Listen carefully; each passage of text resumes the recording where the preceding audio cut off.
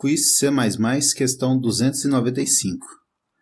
De acordo com o padrão C++, qual é a saída deste programa?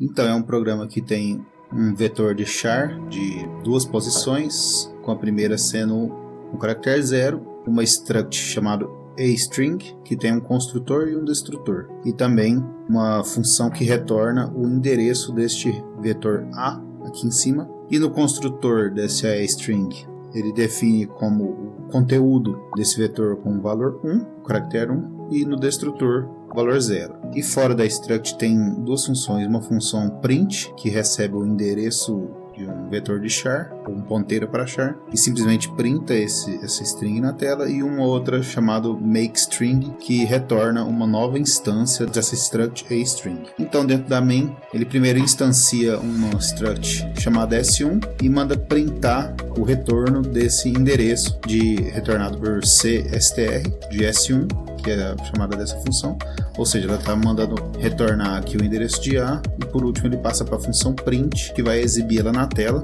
Depois ele instancia um ponteiro constante para char, chamado S2, e faz a mesma coisa, dá uma chamada para o makeString, criando um objeto temporário, e depois chamando o cstr mais uma vez, ou seja, mais uma vez ele vai printar o que tiver em A, e por último ele faz o print mais uma terceira vez, só que dessa vez passando o makeString de um objeto criado aqui na hora e chamando a função cstr mais uma vez para retornar o endereço de A.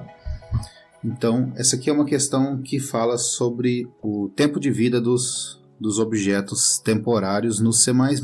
O pulo do gato aqui nessa questão é referente a quando que vai ser chamado o construtor e quando que vai ser chamado o destrutor. Pois por isso que ela tem a ver com o tempo de vida, porque o destrutor é chamado no fim da vida do objeto, quando o objeto sai de escopo e ele não vale mais. E a gente já viu, inclusive, um vídeo anterior sobre tempo de vida de objetos temporários, né? Quando que eles são instanciados, quando eles são destruídos. E vimos que os objetos temporários eles são destruídos assim que eles saem de escopo ou que sua visibilidade termina. Então, por exemplo, esse objeto S1 aqui, ele vai sair de escopo só no final da main, que é aqui embaixo aqui, e não vai ser chamado o destrutor dele até então. Já esse chamado em makeString aqui, ele vai sair de escopo assim que acabar essa chamada aqui de S2.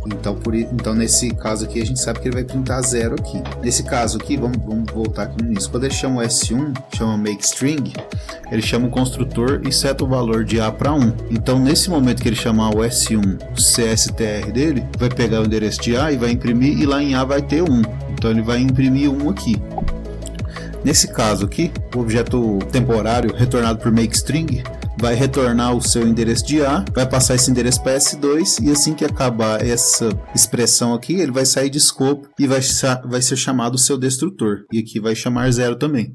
A pegadinha principal está aqui nessa última chamada do print, porque ele vai chamar mais uma vez um objeto temporário, vai instanciar mais uma vez o objeto temporário, vai retornar o endereço de A, e então vai printar o que tiver lá em A. Só que o C++, o padrão dele define que os objetos temporários eles valem enquanto estiver valendo toda a expressão em que ele está contido. No caso, a expressão print vale aqui também, porque ele está contido dentro dessa expressão aqui. Então, enquanto não acabar toda essa linha aqui, todo esse comando, ele vai continuar existindo. Portanto, ele não vai chamar o destrutor ainda. E aí ele vai printar 1. E aqui fica a explicação. E eu vou abrir um VS Code para fazer uma modificação nesse código para deixar mais claro essa explicação aqui. Então tá aqui o VS Code. É o mesmo código, certo? Então eu vou fazer uma pequena modificação aqui. Eu vou criar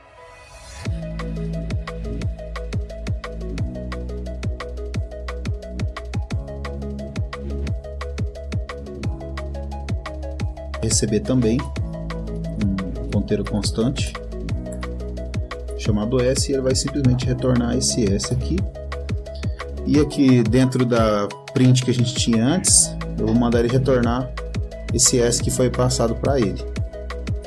E para isso eu vou ter que mudar também o tipo de retorno aqui do print. Por que eu vou fazer isso? Para modificar essa linha aqui. Então, em vez de simplesmente chamar o objeto temporário, depois o makeString, depois chamar o print, então eu vou passar o retorno nesse print, que agora o print vai retornar o S, eu vou passar isso para a função faz nada, que vai literalmente não fazer nada.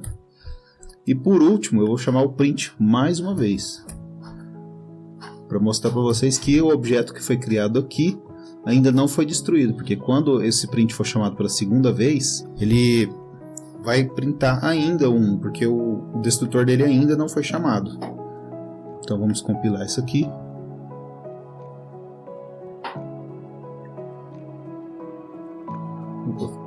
Deu um pequeno erro aqui. É porque eu não copiei o include aqui no começo. Beleza, então vamos chamar aqui o 295. E você vê aqui que ele foi, além de printar o 101, que é o que ela retorna originalmente, como a gente viu aqui na resposta correta, ele ainda printou o 1 mais uma vez, porque ele chamou o print uma quarta vez, e na hora que ele passou o endereço que foi retornado pelo faz nada, que foi retornado pelo print, que foi retornado pelo CSTR, ele pegou o endereço de A que ainda tinha um lá. Por que ainda tinha um? Porque ainda não foi chamado o destrutor. Agora, se eu chamar aqui uma quinta vez o print e passar o A diretamente, vocês vão ver que agora, depois que essa linha acabar, compilar de novo e executar, aí a quinta vez que ele chama, ele já zerou, porque agora essa expressão inteira aqui já acabou. Então o escopo desse objeto que foi criado aqui dentro, agora sim ele acabou, quando acabar essa linha. Então eu poderia, por exemplo, chamar outras funções aqui e assim por diante, passar infinitas vezes, não importa. Enquanto essa expressão inteira não terminar, esse objeto temporário que foi criado dentro dessa expressão, ele vai continuar tendo escopo. Isso é uma coisa a mais que a gente não viu naquela questão anterior sobre tempo de vida dos objetos temporários. Beleza? Então, essa é a questão de hoje. Muito obrigado e até a próxima.